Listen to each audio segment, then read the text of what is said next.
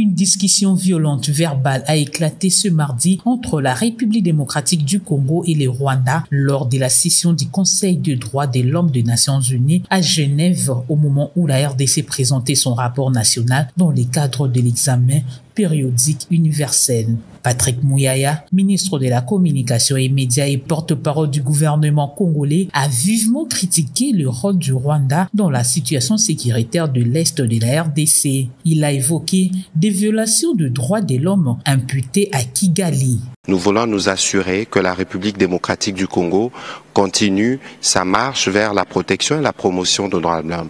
Les faits qui ont été allégués tout à l'heure, évidemment, Monsieur le Président, on ne va pas utiliser ces cadres pour nous enfoncer dans la polémique avec la rhétorique mensongère habituelle. Il est connu mondialement que les respects des droits de l'homme n'est pas toujours la question qui est suivie de près du côté du Rwanda. Mais parce qu'on a évoqué des questions d'une extrême gravité, notamment la question des enfants, le gouvernement américain en septembre 2023 a sanctionné justement le gouvernement rwandais pour l'utilisation et les recrutements des enfants soldats dans le cadre du supplétif de M23 qui aujourd'hui il est établi et le pendant qui opère en République démocratique du Congo. L'intervention a suscité une réaction immédiate de la délégation rwandaise qui a fermement rejeté les accusations tout en rappelant que cet examen porte sur la RDC et non sur le Rwanda.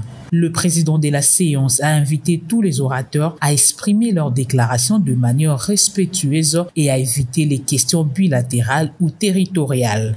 Reprenant la parole, Patrick Muyaya a souligné que les violences dans l'Est de la RDC affectent principalement les femmes et les enfants, de milliers d'entre eux étant aujourd'hui déplacés et vivant dans des conditions précaires. Les choses auraient tellement été plus simples s'ils avaient leurs troupes sorties du territoire de la République démocratique du Congo. Ceci dit, je veux continuer dans la présentation de faits en espérant que cette fois-ci nous ne serons pas interrompus pour nous permettre d'avancer. Nous avons il a beaucoup été question des violences, notamment sur les femmes.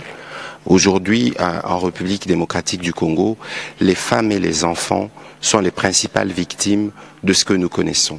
Avec plus de 2 millions des déplacés qui vivent aujourd'hui dans des conditions infrahumaines.